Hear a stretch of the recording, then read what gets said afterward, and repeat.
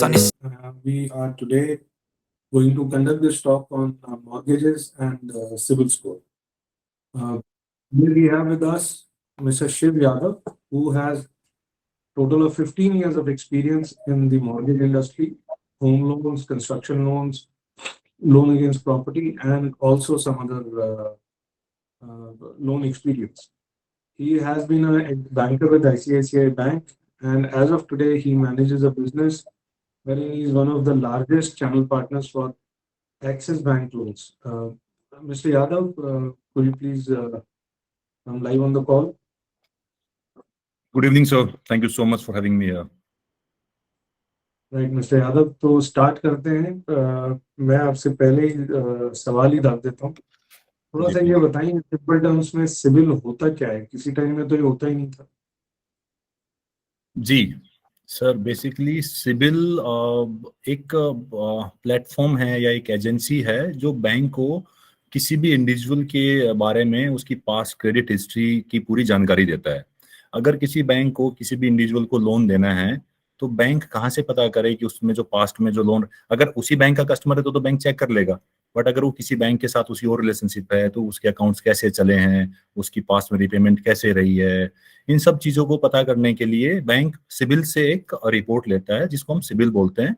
और बेसिकली अगर मैं बात करूं इंडिया में इस तरह की 4 एजेंसी हैं जो बैंक को ये सब रिपोर्ट्स देती है। सिबिल उनमें से एक है। CIBIL basically stand for credit information bureau India limited. Okay, तो ये बाकी 4 एजेंसीज कौन सी हैं?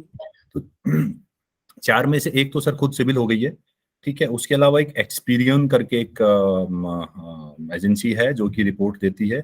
एक इक्विफिक्स करके एक ऐसी एक कंपनी है जो अलग अलग बैंकों को इस तरह की रिपोर्ट्स प्रोवाइड कराती है। और तीसरी एक हाई मैक्स करके एक ऐसी कंपनी है। चारों ही कंपनी आरबीआई से मतलब आरबीआई से परमिशन है उनको इस तरह के अकाउंट डिटेल्स और ये सब डिटेल्स बैंक के साथ शेयर करने की। तो अगर मैं आपकी बात समझा हूँ, ये जो भी 3-4 कंपनियां जो आरबीआई से कॉन्ट्रैक्टेड हैं और इनको लाइसेंस है, ये एक इंडिविजुअल की फाइनेंशियल हिस्ट्री की उन्होंने अपने बाकी जगह पर लोन्स, हर तरह का लोन क्रेडिट को किस तरह से मैनेज किया है, कब पेमेंट्स किए हैं, क्या डिफॉल्ट्स करी हैं, उसके बेसिस पर एक रिपोर्ट कार्ड तैयार करते हैं कि ये 1000 के रेट में इस यहाँ ऐसे करके इतना इनका स्कोर बनता है। सो बेसिकली सर जो रेटिंग होती है सिबिल में वो 300 से 900 के बीच में होती है। जो लोअर है वो 300 है और जो मैक्सिमम है वो 900 है, ठीक है। उसके बेस पे आपकी रिपेमेंट हिस्ट्री कैसी है, आपने दूसरे लोन किस तरीके से चलाए हैं, उन सब बेसिस पे वो आपको एक स्कोरिंग जनरेट करके देते हैं जो बैंक्स को देते हैं कि किसी की फॉर एग्जांपल 750 की स्कोरिंग है, दैट मीन्स कि कोई अच्छा उसका रिपेमेंट बिहेवियर रहा है, वो एक अच्छा कस्टमर है बैंक के लिए, पास्ट में भी अच्छा रहा है और आने वाले टाइम में भी वो अच्छा रहेगा considering his last repayment histories. तो इस तरीके से ये रिपोर्ट जनरेट करते हैं, रिपोर्ट्स देते हैं। मुझे ये बताएं, आप मैं अपना सिविल स्कोर चेक करना चाहूँ तो क्या संभव है या वो सिर्फ बैंकों को? बिल्कुल संभव है सर। तो ये जो सिबिल रिपोर्ट है ये जो कंपनियां हैं जो रिपोर्ट देती हैं वो बैंक को तो देती हैं, बट इंडिविजुअल को भी वो रिपोर्ट्स देती हैं। हर एजेंसी की एक अपनी फीस होती है। अगर मैं सिबिल सर एक ऐसी कंपनी है जो ज्यादातर बैंक यूज करते हैं जिसकी रिपोर्ट, अगर मैं बाकी 3 एजेंसी से कंपेयर करूं तो most of the banks are using CIBIL reports. तो अगर आपको सिबिल में अपनी स्कोरिंग चेक करनी है, आपके लोन की हिस्ट्री कैसी है, क्या रही है, वो सब कुछ चेक करना है, तो आप सिबिल की साइट पे जाके cibil.com वहाँ पे जाके आप सिबिल रिपोर्ट परचेज कर सकते हैं। तो 1 महीने की रिपोर्ट के करीब 550 रुपए लेते हैं और 1200 रुपए 1 साल की रिपोर्ट के लेते हैं। अगर आपने 1200 रुपए उनको दिए तो पूरे साल में आप कितनी भी बार अपनी रिपोर्ट चेक कर सकते हैं, अपना अकाउंट चेक कर सकते हैं, अपनी स्कोरिंग चेक कर सकते हैं। ओके, सिबिल जो है वो लोन लेने के लिए कितना इम्पोर्टेंट है और होम लोन में इसका क्या इम्पैक्ट है? देखिए सर, सिबिल कितना इम्पोर्टेंट, तो मैं क्या बोलूँ, ये बहुत ज्यादा इम्पोर्टेंट है। सिबिल की जगह हम क्रेडिट स्कोरिंग का यूज करें, that would be better word, क्योंकि सिबिल तो एक एजेंसी हो गई। तो क्रेडिट स्कोरिंग एक बहुत इंपॉर्टेंट फैक्टर होता है किसी भी लोन के लिए, ना सिर्फ होम लोन में। इनफैक्ट अगर मैं अनसिक्योर्ड लोन्स की बात करूं, जैसे personal loan, business loan, auto loan, उस पर तो bank rely in credit report के ऊपर करते हैं, क्योंकि उनमें कोई कोलेटरल होती नहीं है। आपकी पास्ट में रिपेमेंट कैसी रही है, आपने बैंक की लोन की ईएमआई कैसे दी है, उन सब चीज के बेस पे बैंक आपको लोन देता है। हाउसिंग लोन में तो फिर भी प्रॉपर्टी है, एक बैक एंड पे एक कोलेटरल होती है, but still it's a very important factor for housing loan as well. अगर आपकी सिविल स्कोरिंग अच्छी नहीं है तो जो लीडिंग बैंक है वो तो आपको लोन देंगे ही नहीं। अगर आप इन टॉप 4-5 बैंकों की बात करो, HDFC, ICICI या जो भी टॉप 4-5 बैंक है, वो तो लोन देंगे ही नहीं अगर आपकी सिविल स्कोरिंग अच्छी नहीं है, आपके पास्ट में अगर आपकी रिपेमेंट हिस्ट्री अच्छी नहीं रही है। तो उसका नुकसान ये होगा कि आपको लोन लेने के लिए किसी और ऐसे बैंक के पास जाना पड़ेगा जो आपको महंगे रेट पे लोन देंगे, या बड़ी कम अमाउंट का लोन देंगे, या डिफरेंट डिफरेंट कंडीशंस पे आपको वो लोन देंगे। तो सिविल स्कोर का अच्छा होना बहुत जरूरी है अगर आपको अच्छे रेट पे लोन चाहिए, कोई भी लोन हो, चाहे वो हाउसिंग लोन ही क्यों ना हो, या फिर कोई बिजनेस लोन हो, या कोई पर्सनल लोन। मान लीजिए मेरा सिविल या कोई भी क्रेडिट स्कोर जो आपने बताया 300 से 900 के स्केल पर है, वो 800 प्लस है, तो क्या मुझे उससे ब्याज दर में भी कोई फायदा हो जाता है? हाँ, अगर मैं सर हाउसिंग लोन की बात करूं, अगर आपकी स्कोरिंग यूजुअली जो आज के टाइम में बैंक देखते हैं, अगर 750 से ऊपर आपकी स्कोरिंग है और 800 से भी ऊपर है, तो बैंक आपको डिस्काउंटेड प्राइस ऑफर करते हैं। बहुत ज्यादा तो नहीं, फिर भी 5 से 10 पैसे का जो नॉर्मल रेट मिल रहा होता है उससे बेस्ट आपको वो रेट ऑफर करते हैं। क्योंकि बैंक को भी पता है अगर किसी की स्कोरिंग 800 से ऊपर है, दैट मीन्स कि उसकी पास्ट रिपेमेंट हिस्ट्री अच्छी रही है। सर एक चीज होती है कि किसी भी लोन का रेट डायरेक्टली लिंक होता है उसके रिस्क से, इसलिए आप देखोगे हाउसिंग लोन सबसे चीपेस्ट है। क्यों? क्योंकि उसमें रिस्क उतना इन्वॉल्व नहीं है, बिकॉज एक कोलेटरल सिक्योरिटी है। In case of default bank के पास एक प्रॉपर्टी है जिसको बेच के अपना पैसा डेट रिकवर कर सकता है। अगर आप वापिस से पर्सनल लोन पे आ जाओगे तो पर्सनल लोन हाउसिंग लोन से महंगा होता है। उसका रीजन यही है कि उसमें रिस्क ज्यादा इन्वॉल्व है, क्योंकि कल को अगर कोई कस्टमर वो लोन नहीं चुकाता है तो उसके रिकवरी के जो चांसेस है वो, मैं नहीं कहता रिकवर नहीं होता है, ऑब्वियसली कोर्ट से और उन सब चीजों से रिकवर होता है, बट डिफॉल्ट भी काफी होता है, तो इसलिए उनका रेट ज्यादा होता है। तो अगर किसी की स्कोरिंग 800 से ज्यादा है, दैट मीन्स उसकी रिपेमेंट हिस्ट्री बड़ी अच्छी रही है, उसने पास्ट में अपने लोन बड़े अच्छे से चुकाए हैं, तो बैंक के लिए एक अच्छा कस्टमर है। तो बैंक क्या करता है, ऐसे कस्टमर को ऑनबोर्ड करने के लिए एक एडिशनल 5 से 10 पैसे का डिस्काउंट दे देता है कि चलो एक अच्छा कस्टमर हम, क्योंकि risk compare to other customer थोड़ा कम है, तो उसने उसको एक बेटर रेट ऑफर करके ऑनबोर्ड कर लिया। जी।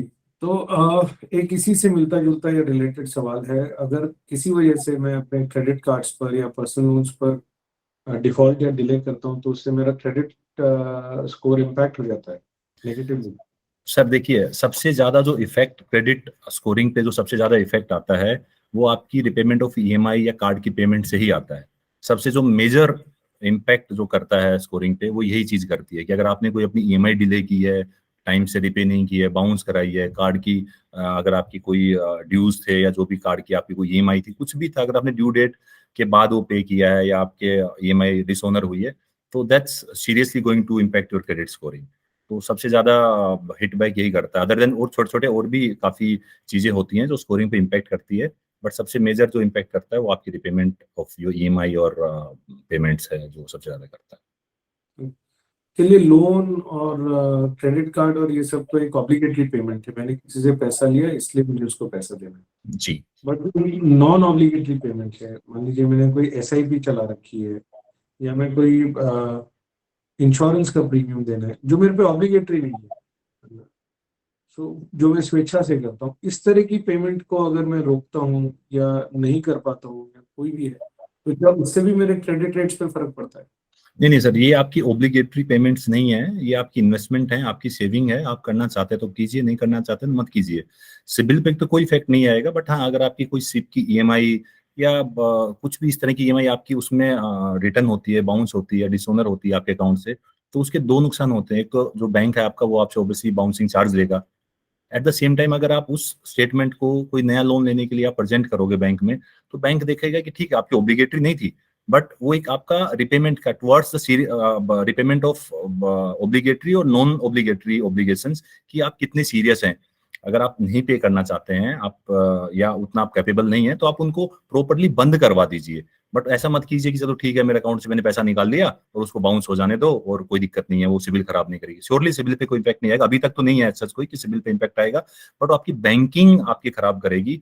और बैंकिंग में अगर बाउंसिंग आएगी, हर महीने 2 या 3 बाउंसिंग है, bank underwriter, bank credit manager आपकी स्टेटमेंट देखेगा 6 महीने में आपने 18 ECS बाउंस हुए हैं, तो उसको लगेगा कि थोड़ा सा जो मेरा कस्टमर है जिसको मैं पैसा देने वाला हूँ वो टुवर्ड्स द रिपेमेंट थोड़ा सीरियस नहीं है। ऑल्दो ये फैक्ट है कि वो ऑब्लिगेटरी नहीं थी, बट स्टिल वो आपका थोड़ा सा सीरियसनेस को दिखाता है, जो मतलब एक बैंक के लिए थोड़ा सा एक नेगेटिव पॉइंट होता है।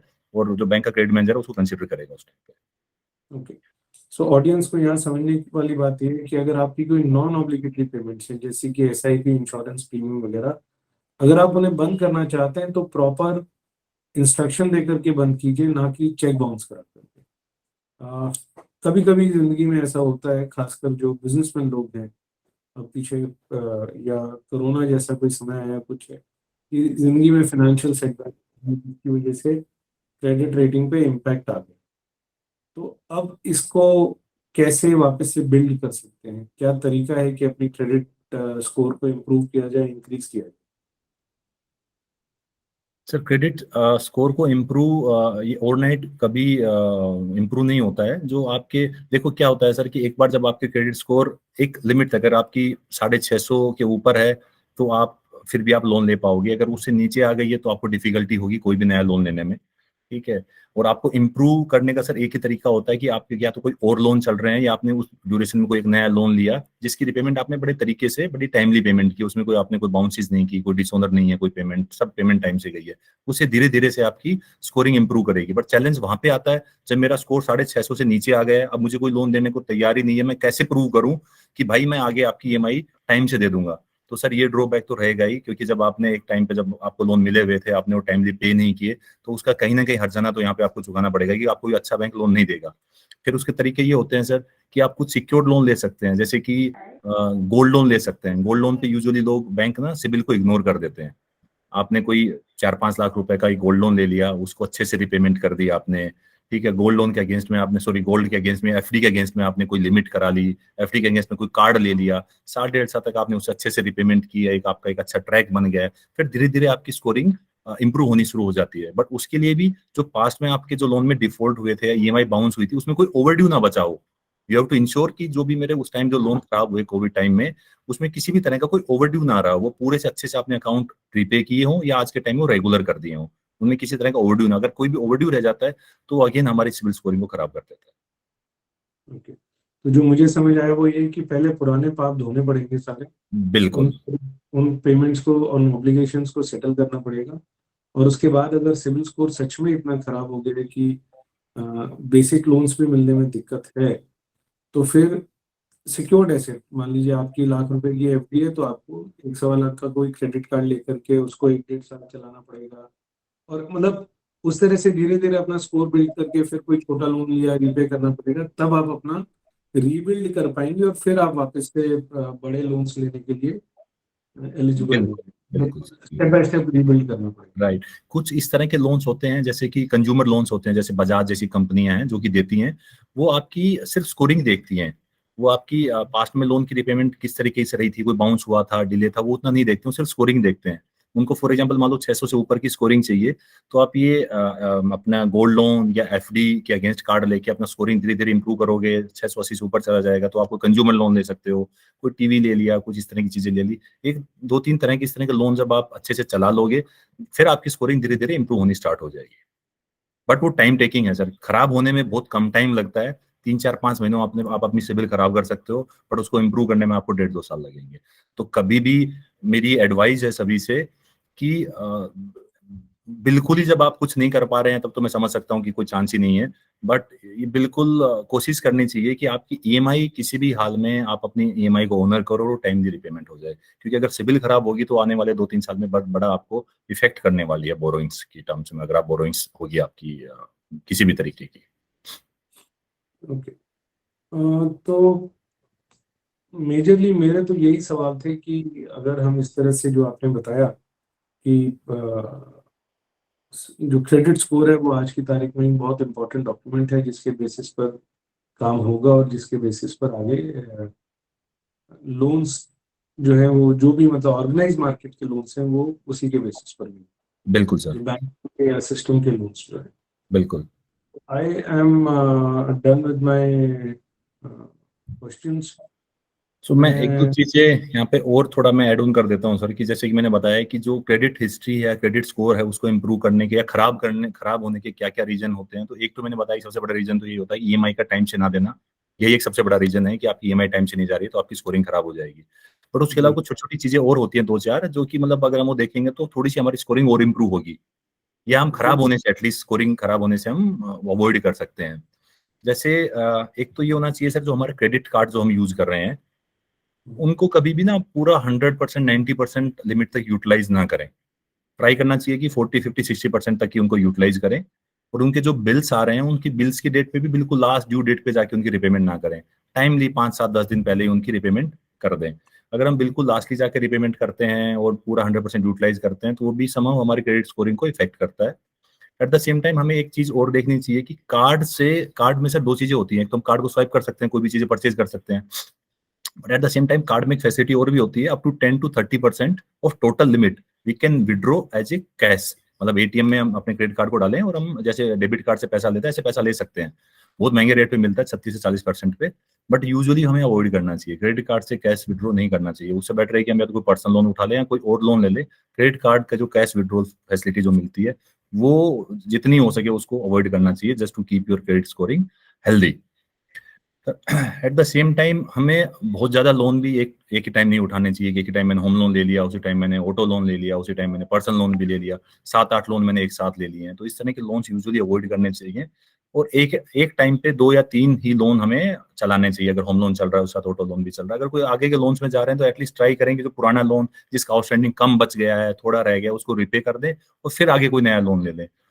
तो ये एक बहुत जरूरी है। मल्टीपल लोन्स, ऑल्दो अगर मैं ऐसे तो बिजनेसमैन की बात करूंगा या बिजनेसमैन खासकर जो ट्रांसपोर्ट में होते हैं सर, उनके तो 20 20 50 50 लोन चल रहे होते हैं। ठीक है, उनकी भी स्कोरिंग तो ऐसे तो खराब हो जाएगी, बट हाँ ये कि उनके इतने लोन चल रहे होते हैं तो उनको उस तरह का नहीं होता है कि मुझे तो स्कोरिंग अपनी 800 से ऊपर लेके जानी है और मुझे कोई 10 पैसे का उस पर कोई डिस्काउंट लेना है, बिकॉज वो कमर्शियल यूज कर रहे होते हैं उन लोन्स का। तो उनको बहुत ज्यादा फर्क नहीं पड़ता। अगर उनकी 720 भी है, 730 भी है, तो भी कोई फर्क नहीं पड़ता। कोई बैंक उनको डिनाई भी नहीं करता है लोन के लिए, क्योंकि वो उतना लंबा उनका ट्रैक, इतनी क्रेडिट हिस्ट्री चल चुकी होती है, उन्होंने 100 150 लोन सर्व कर चुके होते हैं वो पास्ट में। तो एक ये है जिससे कि हमारी स्कोरिंग इफेक्ट होती है। और एक चीज जो हमें अवॉइड करनी चाहिए, हमें ना जैसे कई बार क्या होता है सर, आज के टाइम में खासकर पर्टिकुलर इतनी ज्यादा फिनटेक कंपनियां आ गई हैं मार्केट में, छोटी छोटी कंपनियां आ गई हैं जो आपको छोटी छोटी क्रेडिट लिमिट देती हैं। अगर मैं एक बात करूं, एक सिंपल पे करके एक कंपनी है जो आपको 15 20 30 हजार रुपए का क्रेडिट लिमिट देती है बाई मंथली, जिसमें 15 दिन में आपको बिल पे करना होता है। लेजी पे है, ऐसी बहुत सारी की कंपनियां आ गई हैं। एक क्रेडिट कार्ड की एक कंपनी है जो क्रेडिट कार्ड का पूरा डेटा मैनेज करती है, वो भी एक लिमिट देने लग गई है 4 5 लाख रुपए की। उसमें क्या होता है, एक लिंक आता है, आपको क्लिक करना है, बेसिक 2 3 डिटेल डालनी है और आपकी एक लिमिट जनरेट हो जाती है। तो इस तरह की बहुत सारी लिमिट्स हमें नहीं लेनी चाहिए, क्योंकि वो जब भी कोई कंपनी इस तरह की आपकी कोई लिमिट ऐसी फैसिलिटी देती है, वो हमेशा आपकी सिविल चेक करती है और एक इंक्वायरी जनरेट करती है। तो इस तरह की मल्टीपल इंक्वायरीज भी आपकी सिविल स्कोरिंग पे, क्रेडिट स्कोरिंग पे एक इम्पैक्ट डालती हैं। तो हमें अननेसेसरी इस तरह के लिंक्स पे जा जाके अपनी पैन कार्ड का नंबर डालकर इस तरह की फैसिलिटीज को नहीं लेना चाहिए, अनलेस अनटिल हमारी कोई रिक्वायरमेंट ना हो। ठीक है, अगर हमें कभी सिविल चेक भी करनी है अपनी, तो बेस्ट वे ये है कि सर 500 रुपए खर्चो और अपनी सिविल की साइट पे जाके सिविल रिपोर्ट सिविल निकालनी है, इक्विफैक्स जो भी आपको निकालनी है, जो भी आपको सही लगती है, उनके जो चार्जेस हैं वो पे करो और अपनी रिपोर्ट जनरेट कर लो। तो रिपोर्ट जो आप उनकी ऑफिशियल साइट से जनरेट करते हो, वो ना तो आपके कोई क्रेडिट हिस्ट्री पे कोई इफेक्ट डालती है, ना स्कोरिंग पे कोई इफेक्ट डालती है, और इनफैक्ट आपके पूरे लोन अकाउंट का एक अच्छा ब्यौरा देती है आपको कि क्या क्या उसके अंदर डिटेल्स हैं। वो डिटेल्स में मैं आगे आपको बताऊंगा कि क्या क्या चीजें आती हैं उसके अंदर, हम क्या क्या चीजें हम देख सकते हैं और उसका किस तरीके से हम यूटिलाइजेशन भी कर सकते हैं, और उसमें क्या क्या इश्यूज होते हैं जो आगे मैं आपको थोड़ी देर में बताऊंगा। एट द सेम टाइम जो क्रेडिट रिपोर्ट हम ये सब निकालते हैं, इससे ऐसे क्या कुछ इस तरह की क्रेडिट रिपोर्ट्स ना सर कुछ और कंपनियां जो फ्री में निकालती हैं, जैसे पैसा बाजार हो गया, या बहुत सारी ऐसी कंपनियां हैं जो आपसे फ्री में आपको सिविल रिपोर्ट दे देती है, सॉरी क्रेडिट रिपोर्ट दे देती है। बट उनमें चैलेंजेस क्या होता है सर, एक तो आपका डेटा कहाँ जा रहा है, कौन यूज कर रहा है, वो आपको नहीं पता है। आपने किसी उस पोर्टल पर अपनी मोबाइल नंबर डाला, अपनी डिटेल डाली, पैन नंबर डाला, आपको फोन आने शुरू हो जाएंगे, आपको होम लोन चाहिए, पर्सनल लोन चाहिए, तो पीपल स्टार्ट फॉलोइंग यू। तो इस तरह की चीजों पे हमें अवॉइड करना चाहिए, अपना पर्सनल डेटा जाके पंच करना, उनसे रिपोर्ट लेना। तो ये 2 4 चीजें हैं जिससे कि थोड़ा थोड़ा हम अपनी स्कोरिंग इंप्रूव कर सकते हैं। वंडरफुल। मैं क्योंकि आपने छेड़ ही दिया तो एक बार वो भी कवर कर दीजिए कि सिविल स्कोर में क्या क्या होता है और उसे कैसे यूटिलाइज किया जा सकता है। सर सिबिल, जब भी हम अगर अपनी क्रेडिट रिपोर्ट सिबिल से लेते हैं, तो जैसा कि मैंने बताया 550 रुपये महीने में मिलती है। तो जब भी आपको रिपोर्ट, जैसे ही आप लॉगिन करोगे, अपनी डिटेल 2 4 डिटेल पूछेगा आपसे, आपका पैन नंबर, मोबाइल नंबर, एक ओटीपी आएगी और आपको पेमेंट करनी है। पेमेंट आप अपनी क्यूआर कोड से कर सकते हो, ऑनलाइन नेट बैंकिंग, जैसा आपके आप सुटेबल मेथड है, आप पेमेंट कर दीजिए, आपको रिपोर्ट इंस्टेंटली मिल जाएगी। उस रिपोर्ट में 5 चीजें आती हैं सर। सबसे पहला आता है रिपोर्ट में पर्सनल डिटेल। पर्सनल डिटेल में होता है आपका नाम, आपके फादर का नाम, आपका पैन नंबर, आपका आधार नंबर, आपकी केवाईसी जो रिलेटेड डिटेल्स हैं, वो सब चीजें होती हैं जो पर्सनल डिटेल में होती हैं। उसमें आप चेक कर सकते हो कहीं कोई गलत डिटेल तो अपडेट नहीं है। आपका नाम, आपके फादर का नाम ठीक है, आपके नाम की स्पेलिंग ठीक है, किसी और का मोबाइल नंबर तो उसमें अपडेट नहीं है, कोई ऐसा नंबर तो अपडेट नहीं जो आपने कभी यूज नहीं किया था। अगर कभी आपको ऐसा कुछ लगता है कि मेरा नंबर नहीं है, गलत है, तो आप उसको डिलीट कर सकते हो वहाँ वहाँ पे जाके ना। उसमें एक डिस्प्यूट का ऑप्शन आता है, उस पर आप क्लिक करोगे, number not belong to me, वो अपने आप ऑटोमेटिकली डिस्प्यूट में चला जाएगा। 5-10-15 दिन में सिविल अपने आप उसको वेरीफाई करेगी, उनको लगेगा गलत था तो आपका नंबर वहाँ से हटा देंगे। उसके बाद आती है sir contact detail. Contact detail जैसे मैंने बताया कि आपका मोबाइल नंबर हो गया, आपकी मेल आईडी हो गई, ये सब चीजें आपकी कॉन्टैक्ट डिटेल में आती है। तीसरे पे आता है आपका एम्प्लॉयमेंट डिटेल। एम्प्लॉयमेंट में आप सैलरीड है, सेल्फ एम्प्लॉयड है, सैलरीड है तो किस कंपनी में कर रहे हैं, किस किस कंपनी। आपने जितनी जब भी सिविल निकाली है, जितनी भी कंपनियों के नाम डाले थे, वो सब उसके अंदर पूरे आएंगे। अगर आपने 4 कंपनियों में जॉब किया पास्ट में, तो चारों कंपनियों के नाम आ जाएंगे वहाँ पे। अगर आप सेल्फ एम्प्लॉयड हो तो आपकी मे बी आपका बिजनेस का नाम आ जाएगा कि आपका बिजनेस का नाम है, वहाँ का लैंडलाइन नंबर, वहाँ का एड्रेस, वो सब चीजें आ जाती हैं। उसके बाद आता है सर चौथा मेन, लोन्स एंड अकाउंट्स, कि आपके कितने लोन्स आज तक आपने लिए हैं, कितने चल रहे हैं, पूरी अकाउंट डिटेल वहां पे आ जाती है। किस उसमें क्या क्या आएगा कि किस बैंक से आपने लोन लिया, किस डेट को लिया, कितने अमाउंट का लिया, वो प्रोडक्ट क्या था, वो हाउसिंग लोन था या ऑटो लोन था, वो आपने ज्वाइंट लिया था या आपने इंडिविजुअल लिया था, वो अभी रनिंग है या आपने बंद कर दिया है, रनिंग है तो उसका आउटस्टैंडिंग कितना है, बंद किया आपने प्रॉपरली बंद किया था या उसको सेटल किया था।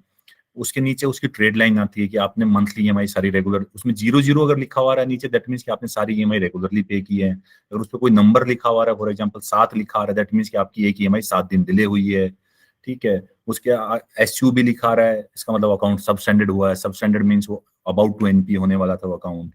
अगर वो एनपीए हुआ तो उसमें एनपीए लिखा हुआ, मतलब पूरे अकाउंट डिटेल आएगी, किस महीने कौन सी ईएमआई आपने टाइम से दी थी, कौन सी नहीं दी थी। अगर 0-0 लिखा हुआ, दैट मीन्स कि आपने सारी ईएमआई उस अकाउंट की रेगुलर पे की थी। तो आपने आज तक जितने भी लोन लिए हैं, पूरी हिस्ट्री आएगी उसके अंदर, including bank name, loan account number भी आएगा आपका। तो कई बार ऐसा होता है क्योंकि सर सिविल भी रिपोर्ट करने वाले तो इंसान ही है और गलती किसी से भी हो सकती है। तो ऐसा कई बार ऐसा हुआ है कि कोई, फॉर एग्जांपल आपने अपनी सिविल निकाली और आपने देखा कि उसमें कोई एक लोन आ रहा है XYZ जो कि आपने कभी लिया ही नहीं था। ऐसा होता है। कुछ अच्छे लोग किस्मत वाले होते हैं कि गलत रिपोर्ट हुआ बट वो अकाउंट अच्छे से चल रहा था तो आपकी स्कोरिंग खराब नहीं हुई। बट कई केसेज में ऐसा हुआ कि लोन आपका नहीं था, किसी का गलत रिपोर्ट हो गया बट वो अकाउंट अच्छे से नहीं चल रहा था, तो आपकी सिविल स्कोरिंग पे भी इफेक्ट डाल सकता है। तो अगर कोई ऐसा ऐसा कोई लोन अकाउंट आ रहा है, ऐसा कोई लोन आ रहा है जो आपको लगता है कि आपने कभी नहीं लिया था, तो उसको भी आप एज ए डिस्प्यूट में रेज कर सकते हो। फिर सिविल जो है वो वेरीफाई करेगी उस बैंक से जिसका अकाउंट है वो, और अच्छे से चेक करेगी। उनको लगेगा कि हाँ सब चीजें लगेगी, हाँ ये गलत है, ये आपका अकाउंट नहीं है, तो वहां से डिलीट कर देंगे। तो ये सब चीजें आप चेक कर सकते हो। अगर कोई गलत अकाउंट है तो आप अपनी सिविल रिपोर्ट से उसको हटा सकते हो। ठीक है सर। इसके बाद 5वां लास्ट आता है इंक्वायरी। इंक्वायरी में बेसिकली ये होता है कि आपने आज तक, जब से आपकी सिविल या क्रेडिट रिपोर्ट स्टार्ट हुई है, आपने किस किस बैंक में किस किस तरीके के किस किस अमाउंट के किस किस डेट को लोन अप्लाई किए हैं। वो अप्रूव हुए नहीं हुए, that's a different story, but आपने अप्लाई किया, मतलब आपने इंक्वायर किया किसी बैंक को, आपने किसी बैंक को अप्रोच किया था कि मुझे जी 1 लाख रुपए का क्रेडिट कार्ड चाहिए, तो उसके अंदर दिखेगा कि इस डेट को आपने इस बैंक के पास 1 लाख रुपए क्रेडिट कार्ड के लिए अप्लाई किया था। तो पूरी हिस्ट्री भी आपको दिख जाएगी। अगर आपको लगता है कि उसमें कोई ऐसी हिस्ट्री है जो गलत है, जो इंक्वायरी जो आपने नहीं की थी, तो आप अगेन उसको डिस्प्यूट में जाके खत्म कर सकते हो। But you have to ensure कि इंक्वायरी मिनिमम ही होनी चाहिए सर। ज्यादा इंक्वायरी भी आपकी क्रेडिट स्कोरिंग पे इफेक्ट डालती है। अननेसेसरी की इंक्वायरी नहीं करनी चाहिए। अगर आप लोन अप्लाई कर रहे हो, आपको लगता है कि मैं 3 बैंकों में लोन अप्लाई करूं just for the better deal, कि मुझे कौन बैंक अच्छा देगा मैं उससे लूंगा, वो आप कर सकते हो, उससे कोई इफेक्ट नहीं आएगा इतना। बट आप हर महीने कुछ अप्लाई कर रहे हो, कभी क्रेडिट कार्ड अप्लाई कर रहे हो, कभी कुछ अप्लाई कर रहे हो, आपकी इंक्वायरी साल में 30-35 हो गई है, तो वो धीरे धीरे आपके क्रेडिट स्कोर को थोड़ा थोड़ा खराब करना शुरू कर देती है, जो कि हमें अवॉइड करना चाहिए। अनलेस एंड जबरदस्ती की इंक्वायरी नहीं करनी चाहिए, कि बहुत से लोग होते हैं कि कहीं कुछ मिल रहा था, लिंक आया, हमने लिंक पर डिटेल डाल दी और हमारे सिविल में इंक्वायरी जनरेट हो गई है। तो वो सब चीजें भी हम सिविल में चेक कर सकते हैं। ये टोटल 5 चीजें होती है सर सिविल रिपोर्ट के अंदर। Right, thank you so much Shiv ji, आपने बिल्कुल फैक्चुअली और रेलेवेंट जानकारी हम लोगों को दी। Grateful for that.